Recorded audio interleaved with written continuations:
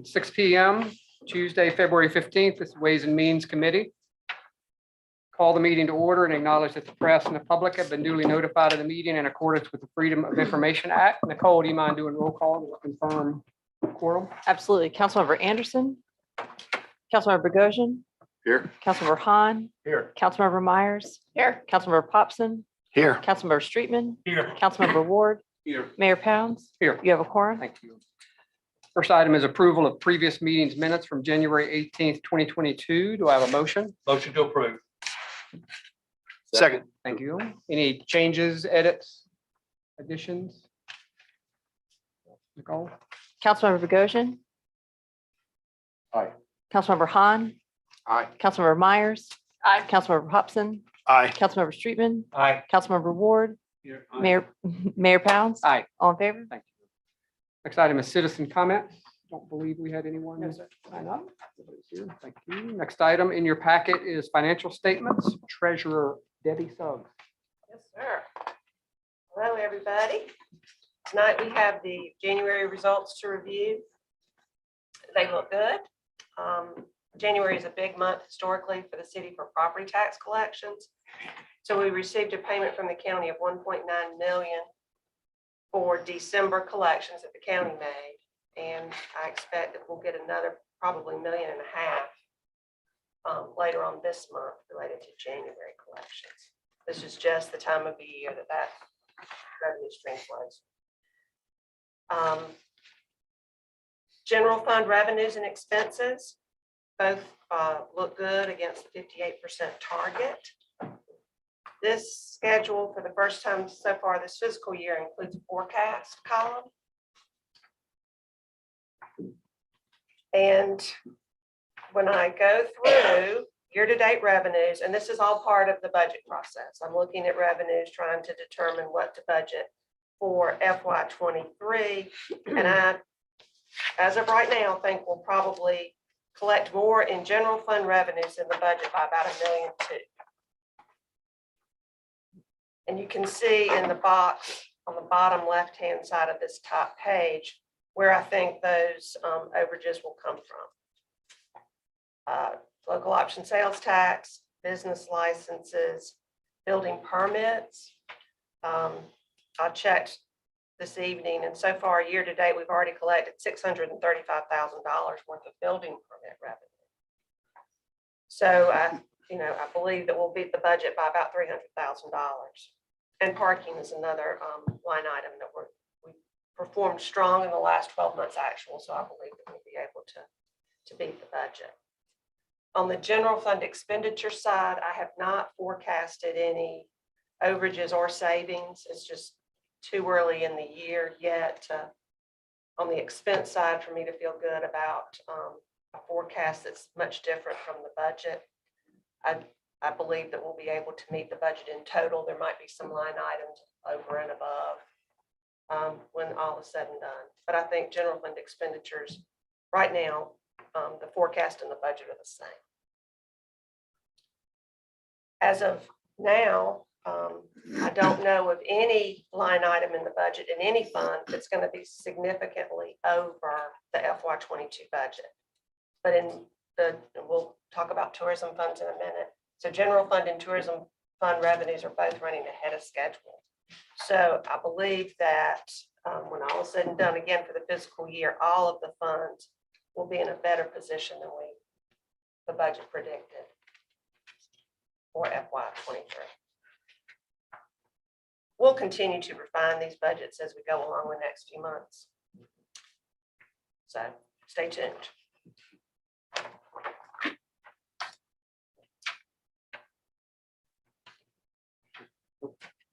Question? No, I'm good. All right, turning the page to, we'll talk about cash balances. The city currently has 30 million in cash deposits. Approximately 4.4 million of that represents unspent bond proceeds, primarily related to drainage phase 3. 1 million is unspent federal ARP funding, and 11 million is restricted for tourism-related expenditures or beach preservation. The current forecasts also include the impact, and this is on the expenditure side, of projects that will cross over into FY '23 that were anticipated initially in FY '22. These include construction of drainage phase 3, that's about 2.3 million. A delay and a change in the FEMA grant and expense related to a residence in Forest Trail, I believe, that's 720,000. Undergrounding of electric lines at the marina, that's 125,000. Comprehensive drainage plan 125, and construction of the public dock space at the marina 150. So these are all things that are included in FY '22, but will be moved into FY '23.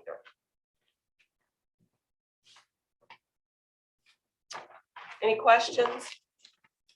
Maybe the FEMA private residence project, that's been ongoing for a while, hasn't it? I know We that was budgeted first it several applied times. for. It was 2 houses, I think, this year. I believe it's just going to be 1 house next year. Right. And the number you'll see in the 10-year capital plan is actually 620,000.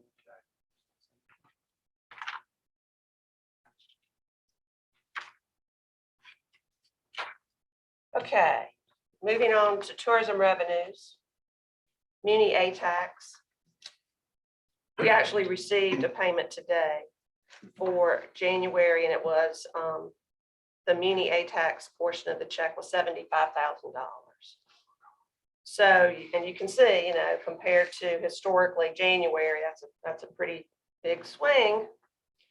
So if I recalculated the percentages, year to date, we are 51% ahead of where we were this time last year. And 63% ahead of FY '20 and FY '19. So accommodations revenue is flowing. No question about it. Next page, I don't know that there's any changes on this page from the last time that we met. State accommodations tax, again, right there at the 50% ahead of the prior year. And the county money is a little squirrely because of the change. Last year, we got the only payment of the second half of the year. This year, we received a payment of $300,000 and expect at least one more payment before the end of the fiscal year. Quick question. John? Do you know how much of that A tax increase is due to the new hotel? By any chance? It's real hard to know for sure. Wild Dunes reports revenues in total. Okay.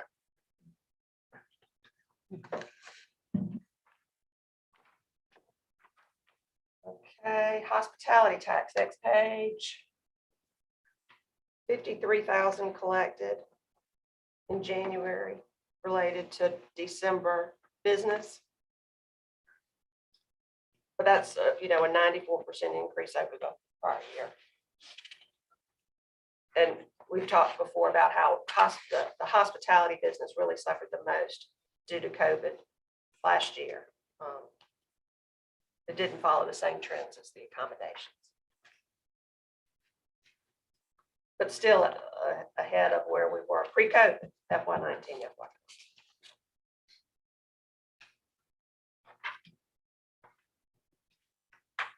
'20. Beach preservation fee is the next page, but it's a mirror of Muni A tax, same percentage. Next page, local option sales tax. And the latest payment received was $73,000. So this revenue stream's running 25% ahead of last year.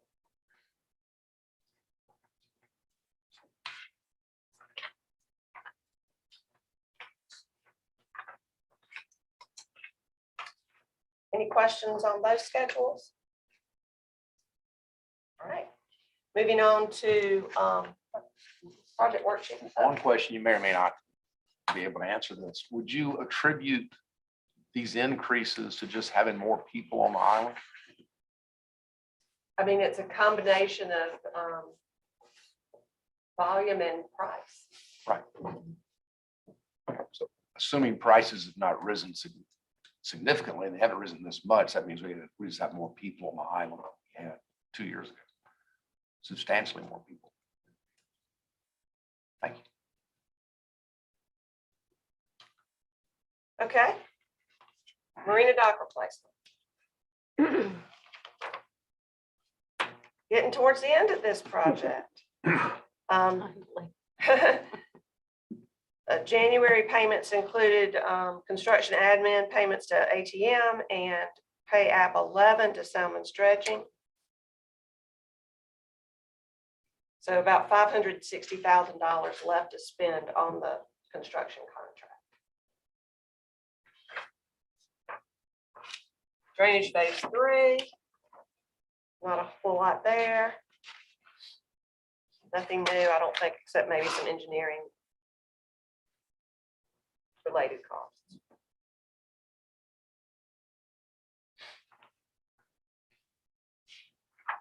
This is the project that I talked about. We're going to move. We'll move into FY '23. Okay, finally, the legal schedule.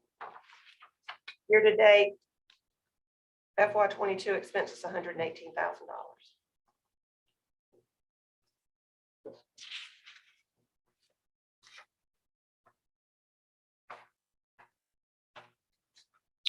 Questions on revenue expense side?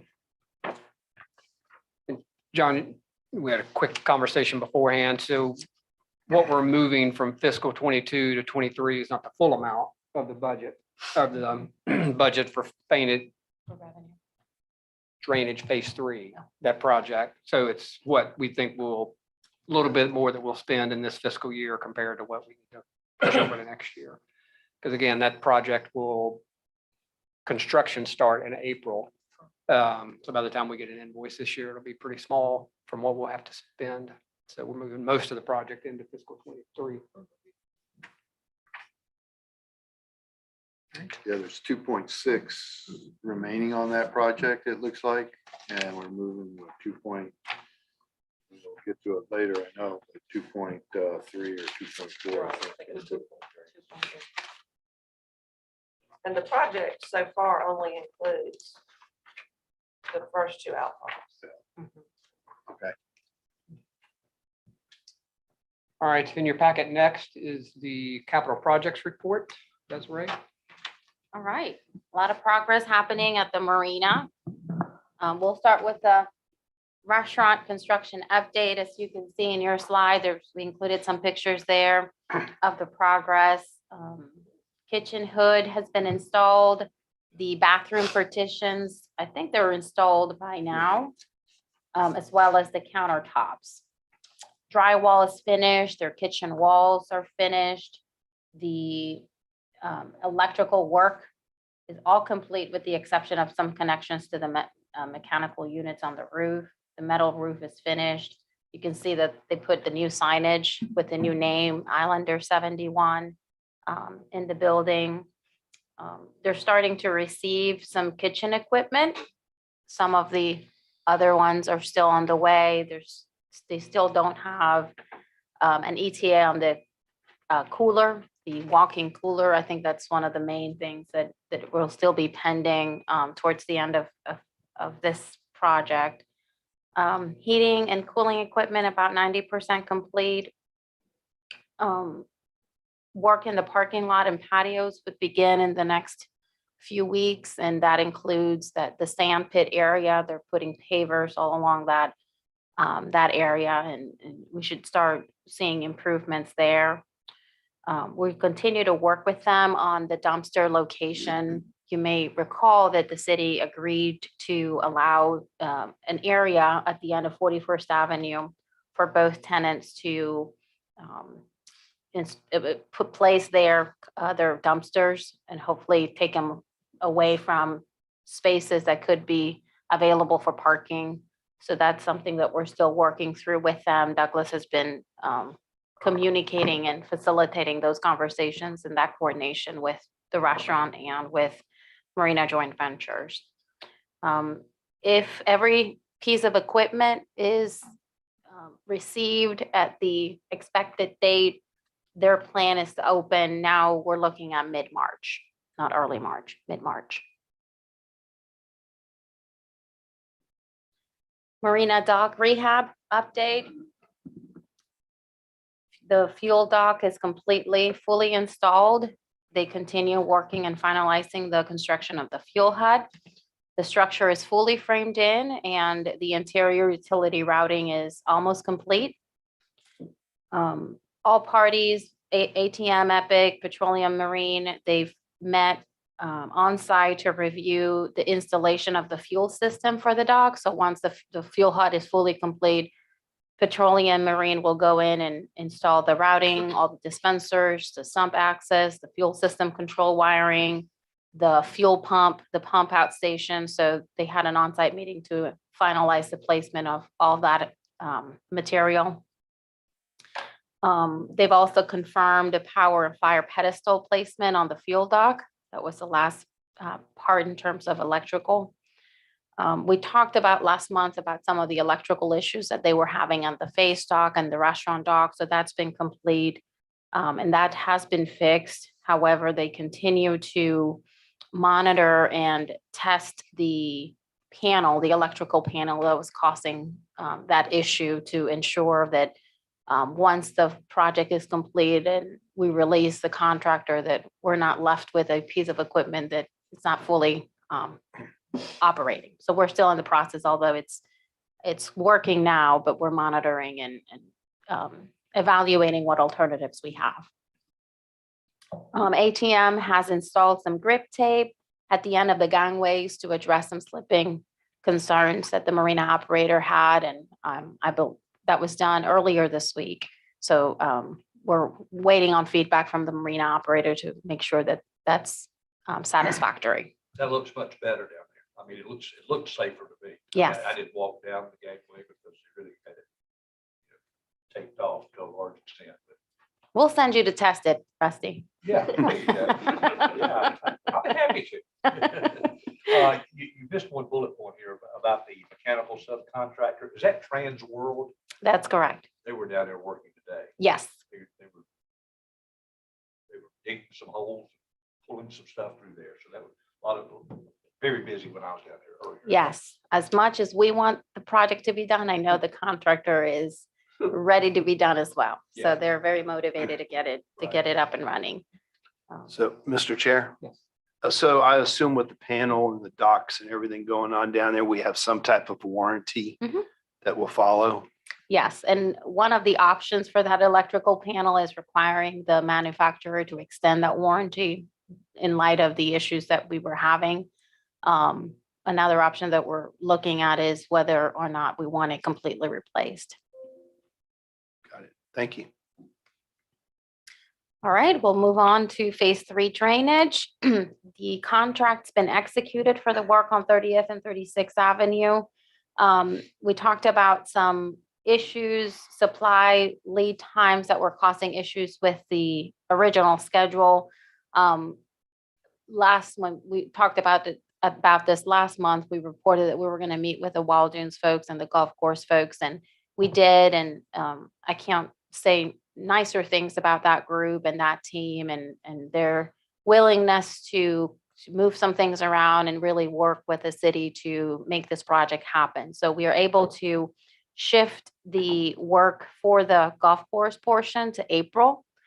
That's expected to be completed by June. And then there's going to be some road work on Waterway Boulevard between July and August. Every year, and this is something that we sort of struggle with, every time we do a drainage project, we always want to do it in the off season. That's always the plan. But that gives us a very short window to do a whole bunch of stuff. And we just have to learn to be, I guess, flexible in that way. And we think that Waterway, that's something that we can properly manage. But if we don't pursue this project at this schedule, even with the modifications, we're looking at a year delay. And we certainly don't want to do that. We have a bond issue that was that had a sort of a deadline on it. And we really want to get this going so that we can start working on 41st Avenue and on all the other projects that the city expects to get as a result of the master plan. So, we're going to be communicating with the public and certainly with the marina. Just because of, obviously a lot of people use waterway to go to the marina. But we really want to get this done, and just talking to the Wild Dunes folks, they're moving some things around. So we want to be cognizant too and very respectful of allowing us to use a lot of, their property essentially to access the work on the drainage outfall. So we've gone back and forth, and we really think that this is the best way to do it so we can get this project completed by the end of the year. What's the extent of the waterway work? Is it like a lane shutdown for that extended period of time, or? The entire intersection. They have to put Okay. box culvert under it. So it will be a detour, probably a few weeks. Yeah, not the 2 months. Katie? Is the Wild Dune, I'm assuming that the issue with Wild Dunes, are we going across the golf course? Yes, ma'am. So is the golf course having to be shut down, or how's that? I mean, I'm just wondering if this June deadline is, what happens if it's not done in June? Are they gonna be? The hole it's on right now is an open culvert running through that particular hole. So it's going to wind up being piped at some point. So you're either going to, I have not talked to them, you're either going to play 17 holes or they'll make a temporary par 3 most likely. Yeah, that's I would think. that's what they're doing. Okay, so but as these things go, if it's not completed in June, there's not some sort of like penalties or is there? Well, we executed a change order for the contractor. So if they don't deliver based on the revised schedule, there are some liquidated damages that the city could tap into. I want half the golf balls they dig out of there when they because they belong to me. My son gets You can most go to of those. Walmart. On 41st Avenue, not a whole lot of progress from last month. The only thing is the $1.4 million grant that the city received from the Office of Resilience from the CDBG mitigation funds for the construction. We do not have an update on where the dual permit from OCRM and the Army Corps. All the other permits are contingent on that. So once that one is secured, all the other ones will fall accordingly. Hopefully by next month, we have a more concrete update on that particular section of the drainage project. The drainage master plan, that project is progressing very well. We're still on schedule to get this report completed by the end of this year. Well, with the work that they've done on the field, they delineated 625 watersheds. I believe this should have been completed by now. The inventory of current conditions and the 2D and 3D modeling begins this week. They have not measured any significant rain events yet. We haven't had any in the past several months. I'm sure that'll change soon. We did have an on-site meeting with Davis and Floyd and Douglas and Robert to visualize some of the high problem areas, but eyes on the ground, and that went very interesting. They experienced firsthand how some of these ditches are completely silted in and need significant work. They continue to do the assessment and evaluation of all the data that was collected on the field. And again, we're on track for completing this project by the end of 2022. Final project, underground utility conversion, 21st and Palm. They still do not have the bore profiles completed. That is required for the SCDOT encroachment permit and for them to finalize the design and get us a construction estimate. So we'll talk about in a minute about the FY23 10-year capital plan. We have budgeted the city's 50% of the construction estimate in FY '23 and hoping that we're ready for construction this fall and winter of FY '22. That's all I have. Other questions, comments? Thank you, Desiree. Next item, old business, there is none. New business, our first item is discussion and consideration of fiscal '23 10-year capital plan. If we can have a motion and a second, we'll get into some discussion on this. Motion that we have a discussion on the plan. Second. Thank you. So you should have you have a hard copy in front of you that's updated with some numbers. Your packet had a couple of minor differences on it. So every committee except public safety has gone through their 10-year capital plan at this point. So I hope you've had a chance to take a gander because this is a big piece of obviously our expense budget that Debbie's building for us for our workshop coming up. So I've asked Desiree if she would just go through items that are over 50,000, unless you have questions on others, we'll certainly entertain those, but just in this for speed and focusing on where we need to, I've asked her just to look at items over 50. So. All right, we'll get started with general government. And if you will, just follow me on your, the hard copy that we provided to you this morning. And for those that are watching, we will be updating this document on the website for everybody to see. So for general government, we have $620,000 for a FEMA flood mitigation project on Forest Trail. We talked about it. We've talked about this before. This is fully offset by FEMA grants. So this expense is completely offset by grant revenue that you'll see in the full draft of the budget. In the police department, big items include the replacement of 3 patrol SUVs. We have changed our rotation and replacement schedule. We've gone from every 6 years to every 7 years. That's something we started a couple of years ago. We're still monitoring to see whether this practice should continue. Do we go back to every 6 years? Obviously, it comes to a point where the expense to maintain this equipment outweighs, it's just better to replace it altogether. So this has worked well so far. So we intend to continue this rotation schedule for 135,000. And that's that number has increased based on actual. This year, we purchased 2 SUVs and those numbers came a little bit over the budgeted amount. So we're using those estimates for this budget. $120,000 for LPRs. These are license plate readers for mobile parking enforcement. Should the city pursue paid parking in the future, that's something that would facilitate enforcement for our police department. But has other uses. Yes, has other uses. It's just, it could transition to that, but certainly would facilitate enforcement, particularly in our Front Beach area. Desiree, quick question. Are we Yes, sir. going to get any supply chain issues with vehicles, delays? See the chief nodding his head. Yes. So chief had to way behind him. So. Yes, we're dealing with that right now. There's some items that have been approved by council and they're just not available yet.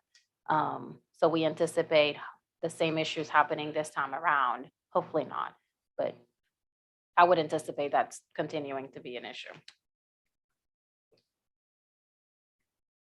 All right. I'll move on. And something that you'll see consistently in every departmental capital plan is you'll see our building maintenance contingency to address maintenance and building needs as needed. That's going to be just a calculation of 1% of the insured value. That's how we plug that number here. For building and general government, that amount is split between the 2 departments.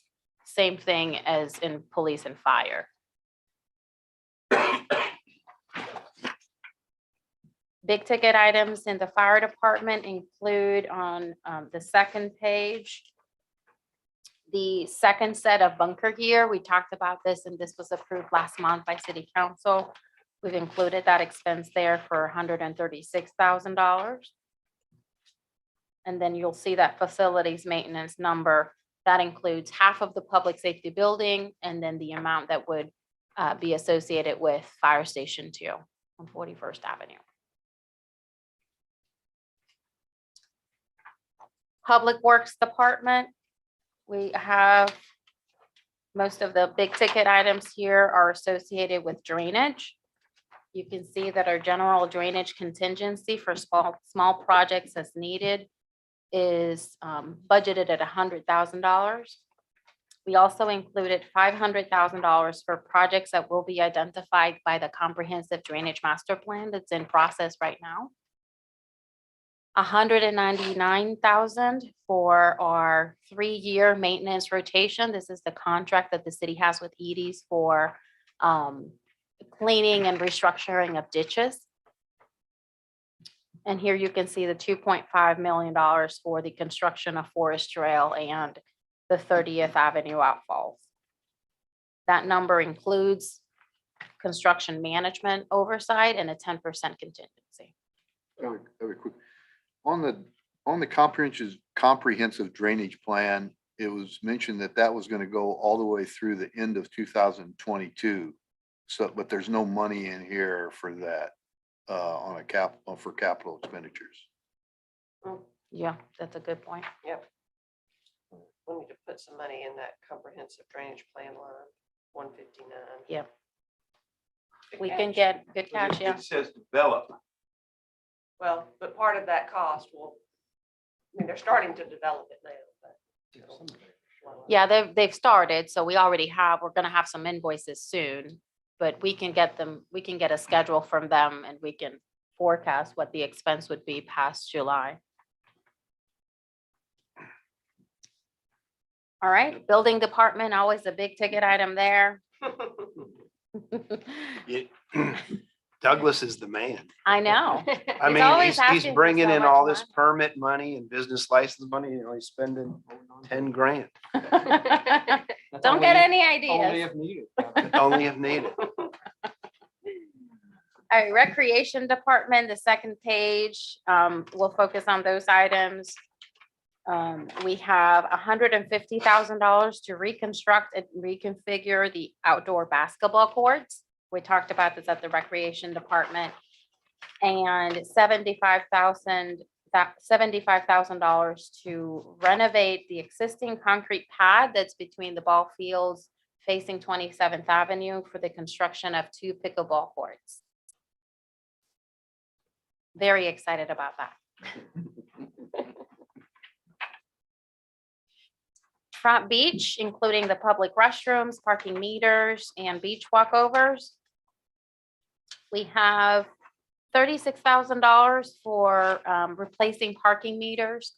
Our goal is, so we're transitioning this summer, earlier than this summer, in the spring actually, to a text to park system. It's gonna be way easier than what we've had with Flowbird.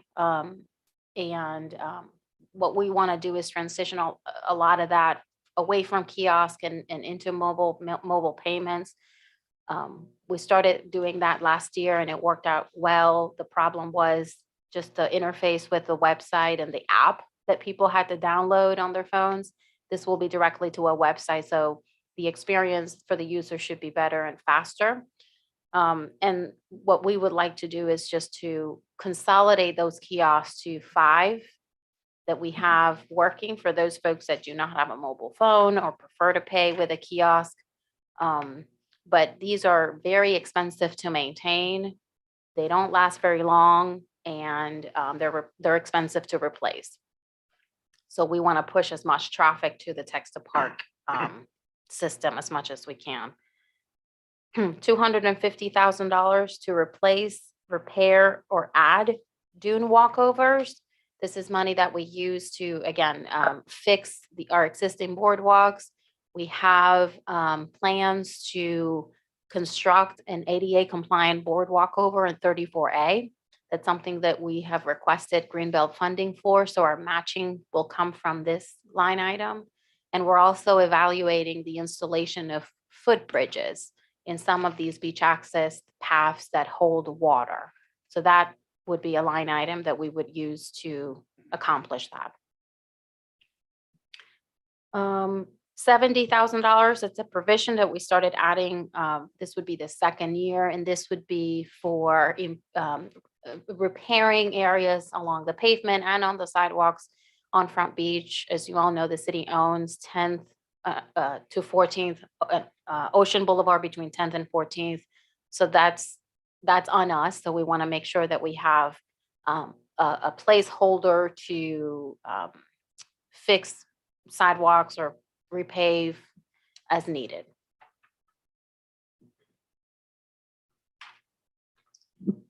All right, second page. We have the beach maintenance and monitoring. We have $30,000 for feasibility study for the Breach Inlet area. So this is a rebudget from FY22. This is something that our coastal engineers are recommending that the city consider doing. As you all know, the last project that the city had was on the opposite end of the island. We do not have another borrow area identified for a future project.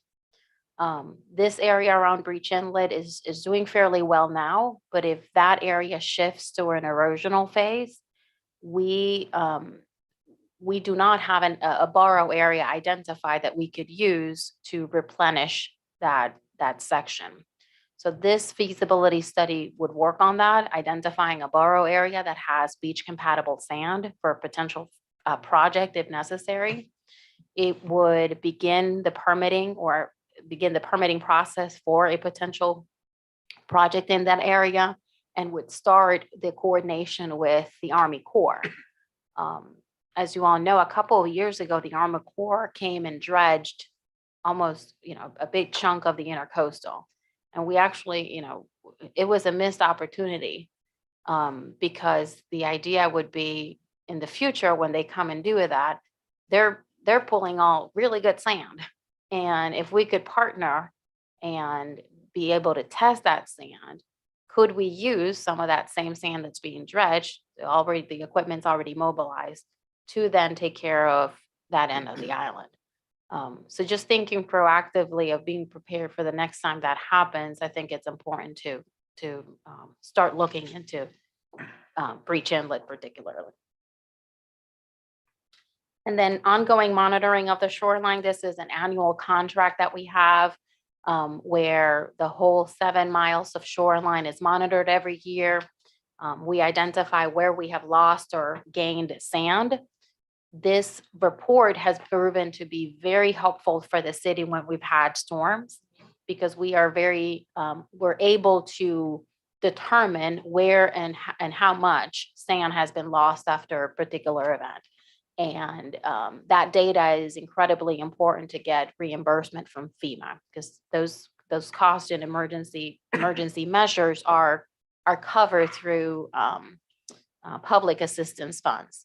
And we have been successful at securing that in the past, and we want to make sure that we continue to do that. This is another thing that we are committed to doing as part of the local comprehensive beach management plan and the Beachfront Act that was approved by the state legislature back in 2017. So this would be a continuation of those efforts. Then last, but certainly not least, is the Palms Marina. Last month, City Council approved the funds to begin the design and the engineering of improvements to the public dock and to the T-dock. So we have those funds here, the 57.5, that's what was approved. So there'll be some overlap because that work is beginning now. So we'll have some expense in FY22 on that first line, line 286. We've included their proposed bidding and construction oversight. This has not yet been approved by council, but this is the number that was quoted by the engineer. And then 1.7 would include a small, a 15% contingency. And then you see there the breakdown between the two docks. This involves refurbishing most of the public dock, installing an ADA gangway and a floating, what they call pony float, and a kayak and launching pad for about 450,000. And then the construction of the permitted improvements to the T-Dock are estimated at 1.3. Mr. Chair, didn't we at Real Property talk about Davis and Floyd doing some of the engineering, designing on the landward side for the public dock? Yes, sir. And should that money be in fiscal 23 as well? Or is that included in the 57, 5, and 40? Our goal is to complete the public dock, the public green space before this season, this fiscal Okay, year. got it. And they are engaged. But that would be our goal. Okay, got it. Okay, thank you, Chairman, Mayor. Could we go back to, just real quickly, the Public Works Department and line 163? I know we didn't really discuss that because it's not a dollar amount, but would it be good to just sort of bring the public up to date in regards to staff recommendation of adding $400,000 pipe 41st Avenue ditch? Did we talk about that? Yes, absolutely. Good question. So, where do I go? Where do I start? So when Thomas and Hutton came to the city with some recommendations on that particular location for the 41st Avenue outfall, one of the options was for the city to pursue piping that ditch rather than leaving it open. Certainly, there's some expense associated with that. Right now, we have it estimated, numbers from engineers, so they're smart estimates, at about $400,000. At the time, the city didn't pursue that option, I guess for, cost saving and cost saving particularly, and also to the belief that open ditches tend to work better than closed ditches. However, the engineers do believe that there's an opportunity here, it would have to be obviously fully engineered, to pipe it, and the benefit that the city would recover from that expense is expanding the area on 41st Avenue that's part of the public right-of-way that the city has assigned for resident parking. We know that the demand for parking at the marina will only continue to grow. There's certainly a demand and an expectation that the residents have more access to the marina. And this is something that the city could consider, as we're conceptualizing and going through the permitting process for 41st, to make that change so that that ditch could be piped based on some, what we called Douglas and Desiree's estimate. We think we can fit about 30 vehicles if we pipe that whole ditch from the end, the intersection at Waterway and the end of 41st Avenue towards the outfall. Yeah, but just for clarity, it is piping only from Waterway out. Correct. Not the whole Out to the 41st. waterway. Correct, from the intersection. Waterway Boulevard out, yeah, That's Oh. correct. Out to the intercoastal. Correct. To the flap gates. Not Well, It would to be where we can go to. right, Yeah. but that Mhm. direction. correct. So there's a cost associated with that. That expense for 41st Avenue is forecasted for FY '24.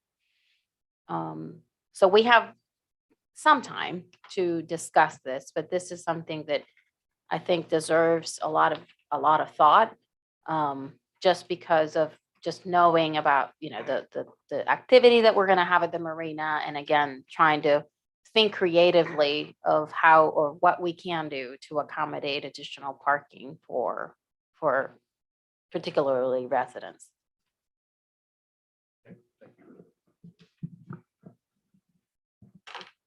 All right, are there any questions?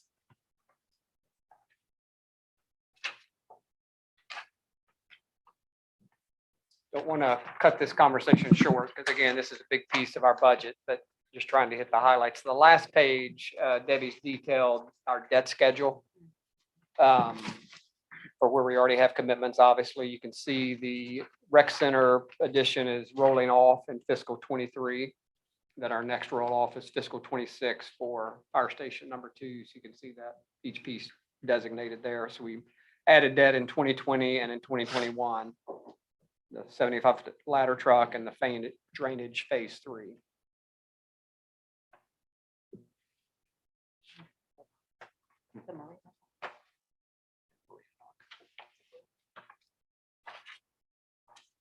Questions, comments? Once again, public safety, y'all have a shot at y'all's tomorrow at y'all's meeting, but other committees have already seen their 10-year plans.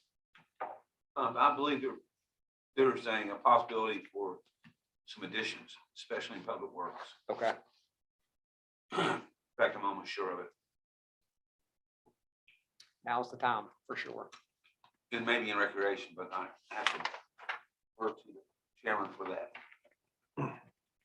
Mr. Chair, can I say one more thing too? I like the way that we're tying in our discussions with the strategic plan that we have out there, also identifying the strategic plan, the priority, and the goal. I think that's good to always tie back our initiatives to what we worked on along with their citizens last year, putting a strategic plan in place. Thank you. Yeah. Because otherwise, why are we working on them? Other questions, comments on the expense side? And we'll spend some time on the revenue side at our budget workshop for sure. Gotta love the interest rates. That's why we've taken that debt on, certainly the last couple of years for sure. So we've had a motion and a second. You've had a motion to discuss. Motion to discuss. John, would you amend your motion to discuss and approve? Friendly? I amend. Amend to approve. Yeah. And who Yes. had the second? Second. Jimmy. Councilman Street. Aye. Rusty, you're good with to change the motion? Councilmember Goshen, Aye. Councilmember Han, Aye. Councilmember Myers, Aye. Councilmember Hobson, Aye. Councilmember Streetman, Aye. Councilmember Ward, Nay. Mayor Pounds. Aye. Motion passed 7-1. Next item is discussion and consideration of July 4th fireworks display. If we can have a motion and a second, we'll have some conversation and discussion around this. Motion to approve. Thank you. Second. Second, thank you. So we, as you all know, have not had this for the last couple of years with COVID and such. We've got, in anticipation of this conversation, that we weren't presupposing anything. We've got RFPs out that'll come back in, hopefully in time for council next week for approval if we pass it tonight. So we've got about 35,000 in the budget for this number, and have had conversations with the person that's done our fireworks in the past, and I think we'll be fine from a budget standpoint. So anything to add? Question. Yes, sir. Does that include overtime for public safety officers and public works? That's just for the show, correct? That's- Usually in the past, it would just pretty close double the other costs involved. So I just want to make people aware of that. Is that right? That's right? I'm not sure. We have run that report and that analysis before, and I can certainly pull that back up. The $35,000 that's budgeted for the fireworks show do not include the extra overtime. That's something that's built into a different line item. But we do plan for, additional expenses with personnel and potentially, not potentially, we always get county sheriffs to assist the police department through that day. Right. So we would anticipate doing the same. The 35,000 did include some incidentals, meals for the staff who work that day, T-shirts for those people that are working to, make sure that people know that they're part of the staff. That's just something that's been done and not very expensive, but that's what that number would cover. In the past, it's been my experience that a lot of citizens come forward and deliver a lot of food to the fire station one Mhm. every year. That will help out with the noon meal anyway. Does that include cleanup? It does not. I know that in the past, volunteer groups have coordinated pickups, cleanups the day after. I know the police department has participated in that as well. We would encourage that collaboration again. One thing that I did ask in the bid for, to see whether it's a viable option, if it's even available, is biodegradable type fireworks. In the past, it's been very expensive and actually sometimes not even non-existent. But whether or not maybe the technology exists today that we can consider. So that's something that we did ask the proposers. And the reason why we always, whenever we talk about fireworks, we talk about at the early of the year, there are not a lot of contractors and certified shooters in the area. So it's a hot commodity, and the earlier that you can secure that, the better. And they want to know ahead of time because, again, shipping all that material from China, which is where I believe they come from, might be difficult this year. So again, the earlier, the better for us. Do we know if surrounding communities are also resuming the fireworks? I do not know that, but I can find out by next Tuesday. I believe the town of Sullivan's Island has shifted theirs to December. They do it as part of their holiday celebration. I'm not sure about Folly, but I can ask around and see who's planning on doing what. Last year, quite a few did add them. I mean, I could see them somewhere. I mean, so some communities had them last year, so I don't think we're off the mark having it again. Nicole?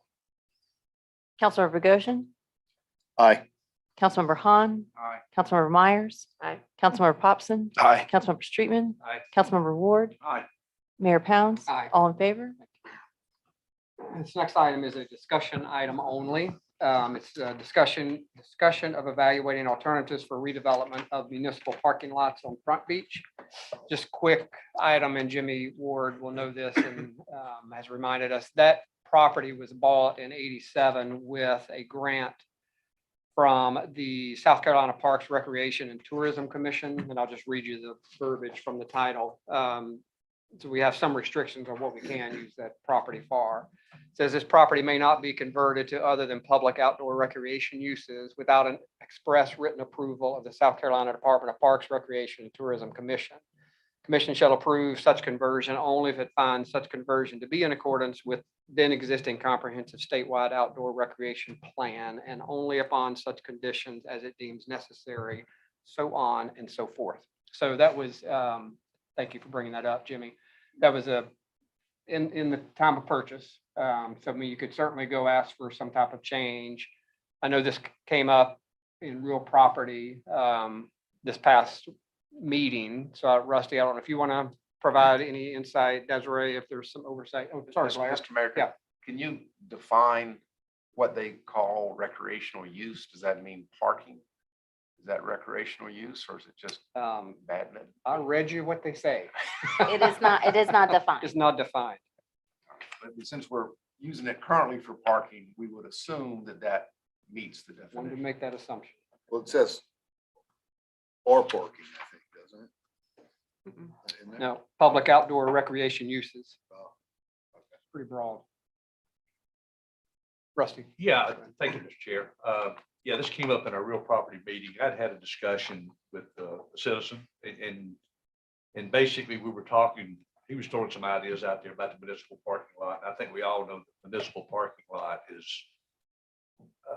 some barren piece of ground. We've planted some trees down there recently, some live oaks that are going to take a while for those things to really grow.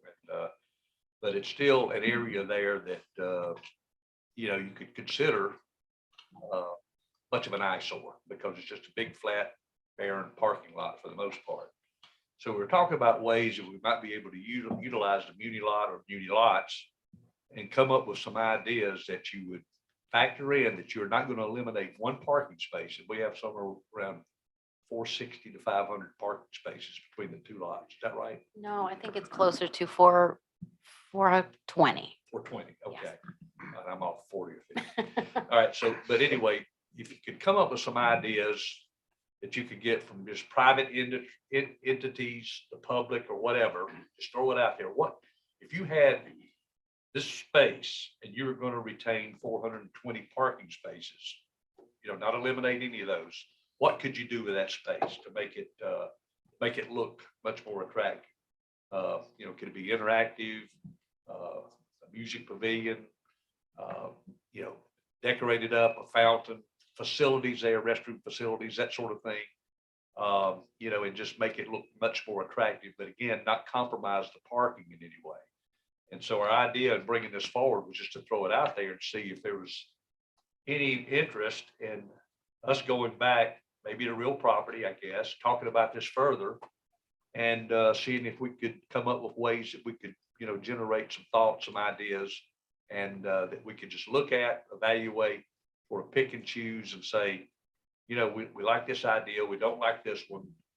Maybe we'll pursue this, and then try to come to some agreement on items that we could come back to full council or ways and means, and to discuss some more with the intent, maybe possibly down the road, of doing some sort of request for proposal once we all agree that there might be some areas we want to pursue for that. And, it can, again, SCPRT would have to be involved in this. We know that. There might have to be some zoning changes. We don't know what all that entails, but still, it's just an idea we want to throw out there. Blair? I'd state first, I'm all for doing that at some point in time, because I agree with you. It's not properly utilized. It doesn't look great. Not accepting Mayor Carroll's generous donation of trees, it still needs some work. With that said, I think the priority of this council should be first to deal with some of the more pressing issues, which may include Palm Boulevard and how we deal with Palm Boulevard, before we would work on the parking lot or incorporate it into whatever happens with Palm Boulevard, because one affects the other. And that's my only real concern, is that I want a comprehensive look at what we're doing if we're going to deal with parking and we're going to deal with traffic flow. Let's put it all into one basket. I think that the thought was that we would not touch the parking spaces would be like the third rail that doesn't get touched.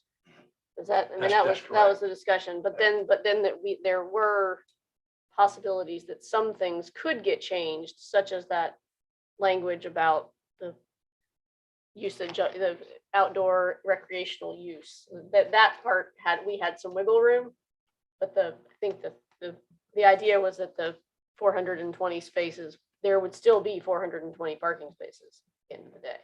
So, But- but that just some company that does this for a living might be able to come up with an idea of something that would make it look better, and maybe could be revenue source if we did it the right way.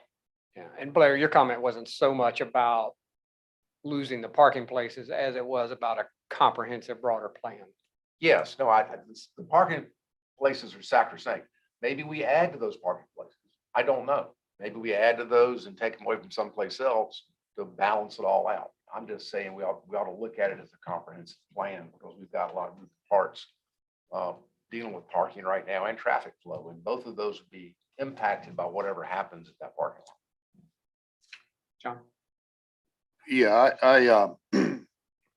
I first of all do agree it's an eyesore. We need some improvements in it, but along the lines of Blair, and correct me if I'm wrong, Rusty, but at your committee meeting, it was also discussed, I believe, that it would look at developing that property beyond into some restrooms and recreational. It was looking at adding potentially a commercial zone or condominiums, and a very broad scope.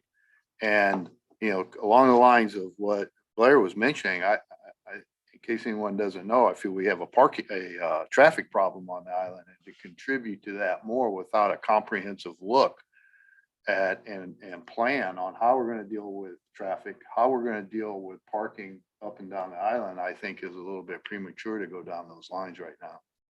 That was touched on in regards to maybe doing something that was, retail oriented or whatever, but I think we got to the point too, where we just said, let's see if we can get some ideas, how we could facilitate this in some way to just make it a better looking area, not do away with any parking whatsoever. And, it's just the first pass at, seeing what we could do to, retain the parking we have down there, beautify the area and make it a much more attractive place to come to, and have another set of public facilities there. And whatever other ideas may come up, we could discuss. Yeah, I mean, that was why we kept it very broad, was just the fact that who knows what ideas we might get. But it doesn't hurt to get them, just to hear what options are out there. If any. Right. Yeah, I totally agree. I mean, the Palm Boulevard issue too is certainly, from a comprehensive standpoint, we all know we need to take a look at that. I don't know that you can lump these two together right now, though. It would be, I think, something we'd have to go back and discuss there, but because that's a much larger issue out here on Palm that we all know we're faced with. But we do know that with municipal lots, I mean, we own that, we control that property. Again, the parking should be sacrosanct we have there, but we can also look for things that we can do, hopefully to beautify it and make it much more attractive as a destination. And we kept it broad intentionally.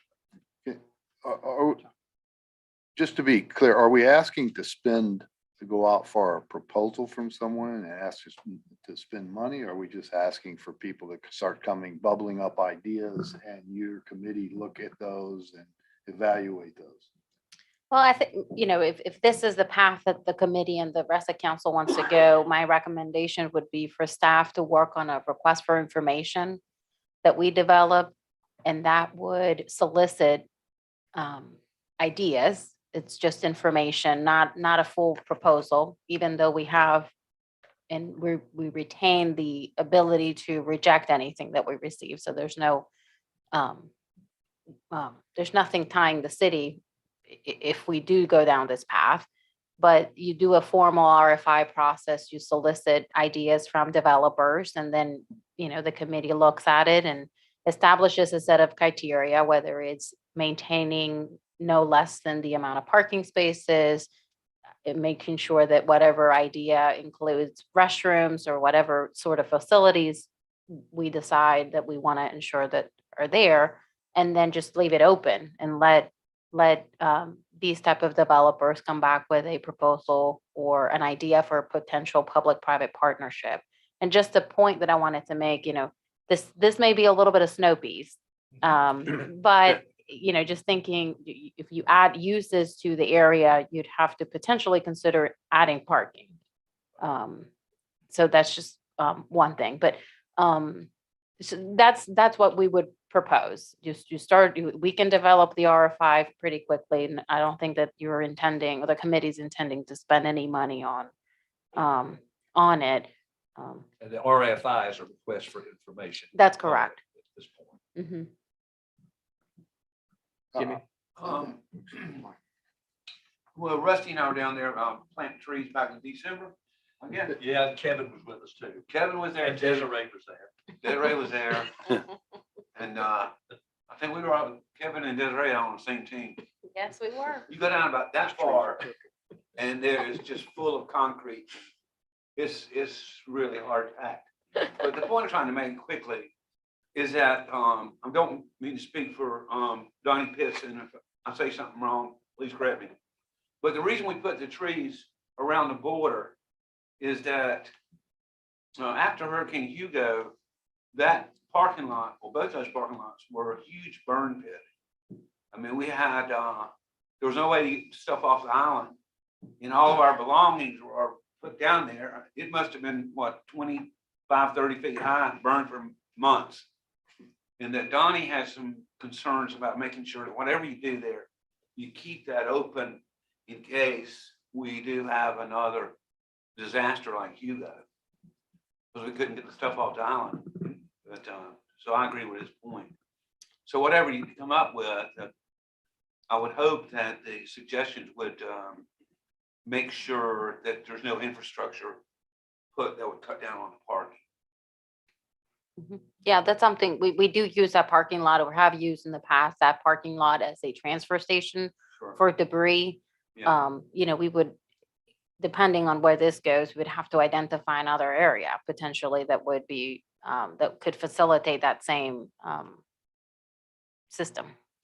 Well, for those of us who are Hugo survivors, some of us here, obviously, we remember the burn pit and we remember the storm. And I'm pretty sure if we have another one like that, God forbid, not much is going to be left standing anyway down there around that municipal line. Right. Particularly those trees we just planted. So, you know, it's going to flatten it out pretty good. So, I mean, let's just hope and pray that doesn't happen, but I certainly respect what, you know, Donnie Pitt's thoughts on that, and of course yours too, Councilman Ward.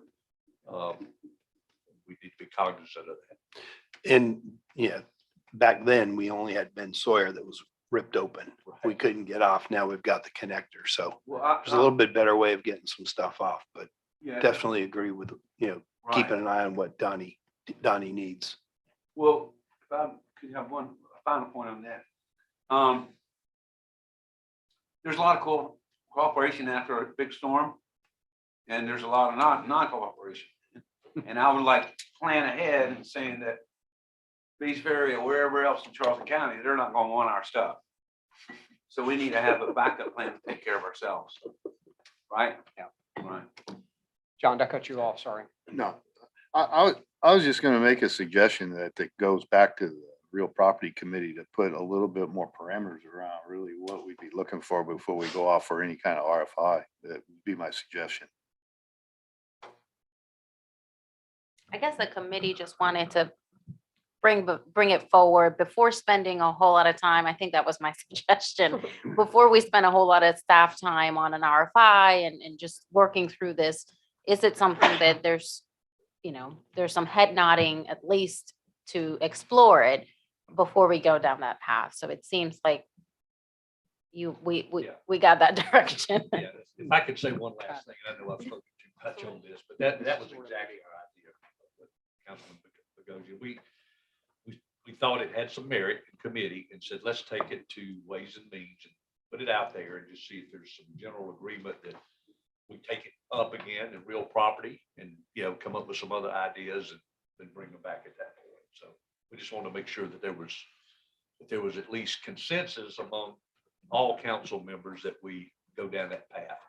Well, and I think taking into account Blair's comments too, if there's an opportunity to tie everything together somehow, some way, and whatever we do on this side of the balloon certainly affects what happens on that side of the balloon. So let's just keep that in front of us for sure. So you all feel like you have marching orders at this point, clear as There's There's mud. maybe. We go. Fair.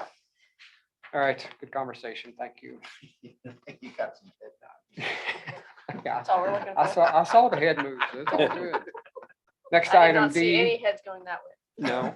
Consideration of fiscal 22 budget of proposed expenditures by the Charleston Visitors Bureau. Again, this is not a vote item tonight.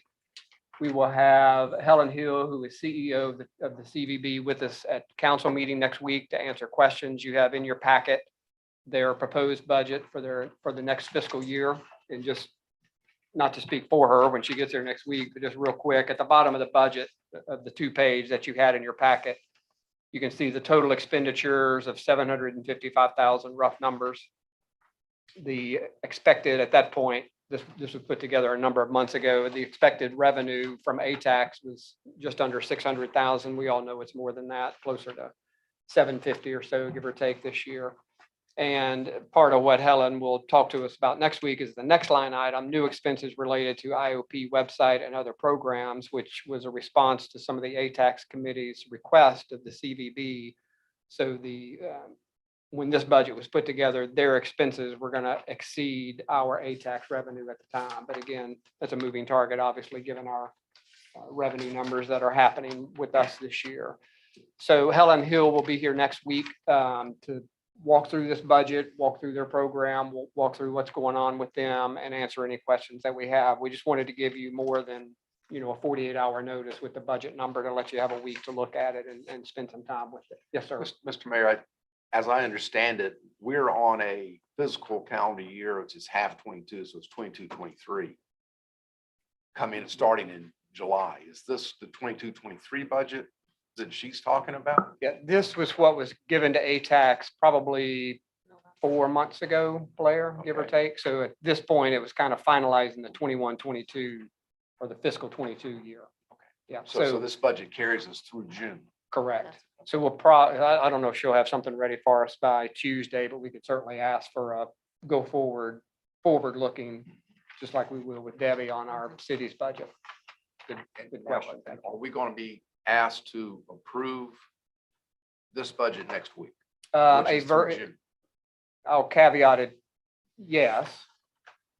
If we can get an updated budget, we'll provide that to you before a council meeting for sure. But, I think the percentage of expenses, the targets of what they're talking about doing, Blair, where they're talking about advertising, where they're talking about supporting IOP, I think would be very similar. The numbers would just change, for lack of a better term.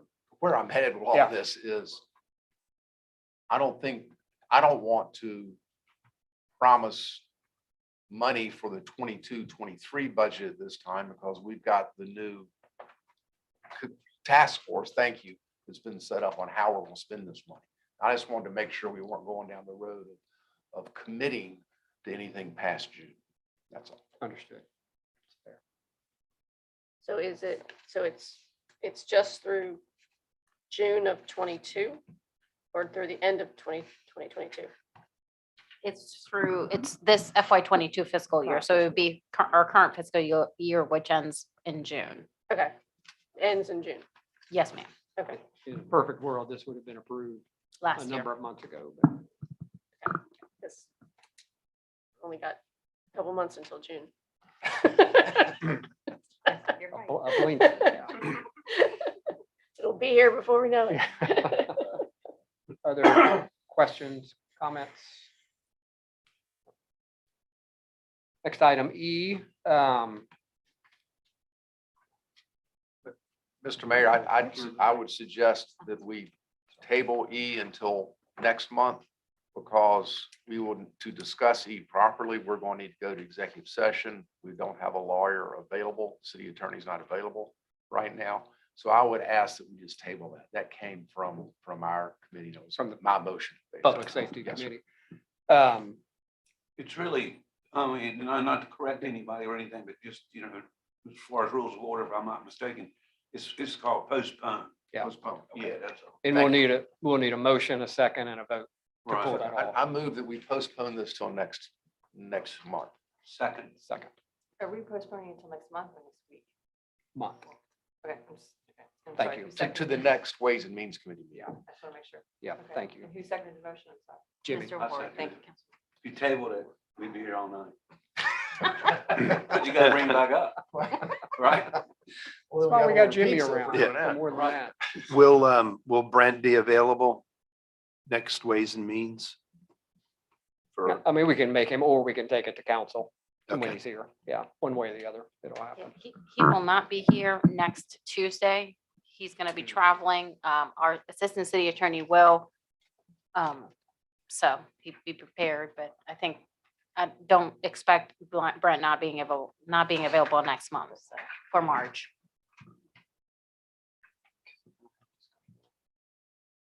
Yeah, so just real quick, and Blair, thank you for putting that out there. And just to make sure we're all on the same page about what's been happening with a whole lot of conversations internally as well as externally. You all know that we as a city sent, I think, 3 letters to the Department of Transportation, voicing our displeasure with what happened on the connector, how it was done, when it was done, lack of collaboration and cooperation with any city, pick a city, much less IOP.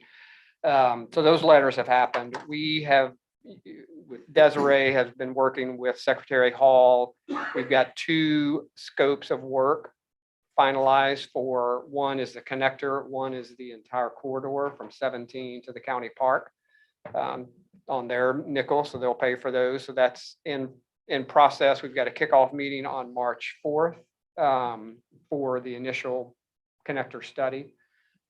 We also are meeting tomorrow with county park representatives on site here to hopefully look at ways to move traffic off of Palm faster and get it into the park quicker, whatever that looks like. Pay kiosk, I don't want to presuppose what they may come to us with, but we're having that meeting tomorrow. Desiree and I are also meeting with Mount Pleasant and Sullivan's Island, Chief Cornett, the mayors and the public safety folks on Thursday.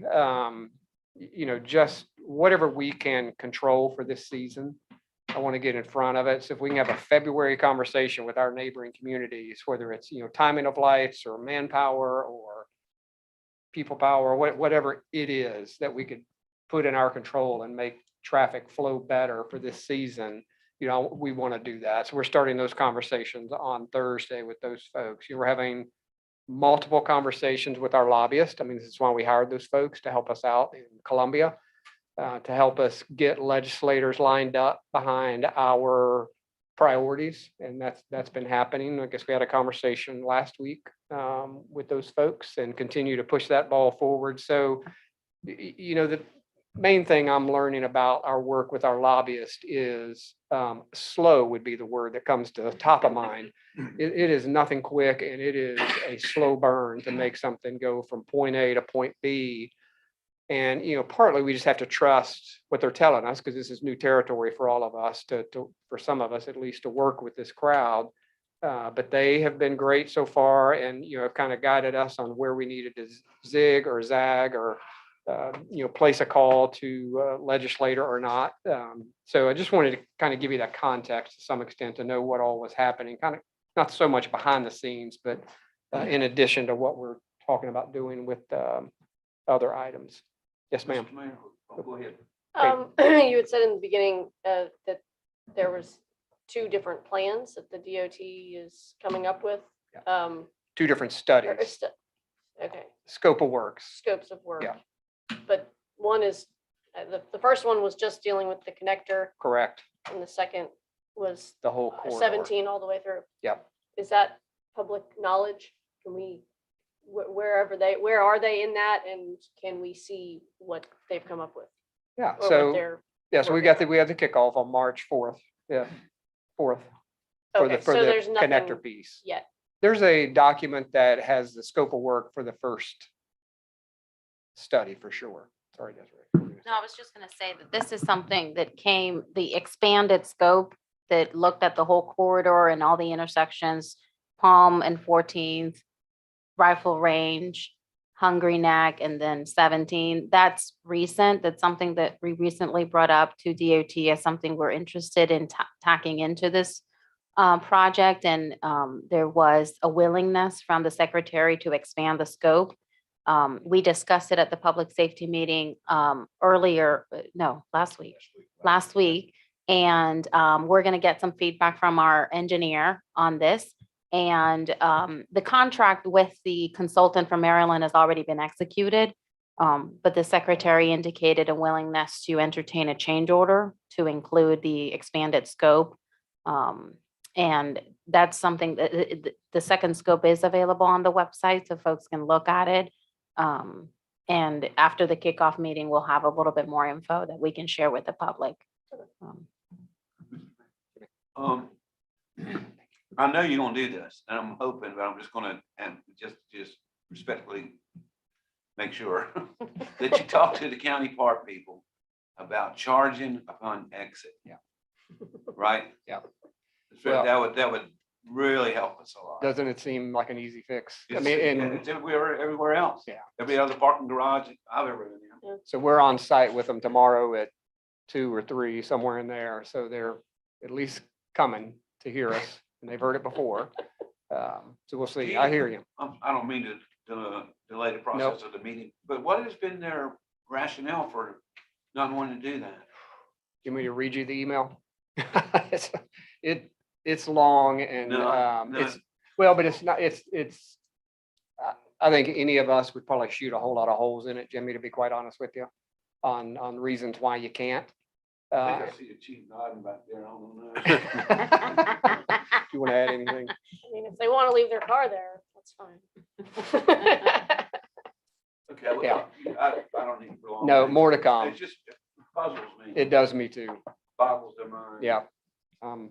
Right there with you. All right. Last item is. So do our- we need to vote on? No. On Yes, there's a his motion. Oh, motion? there is a Yeah. motion. There was a Oh, motion to sorry. defer. Not Postpone. Postpone. Not to table. Postpone. Motion to Is the postpone, word. that's correct. postpone. Thank you, Jimmy.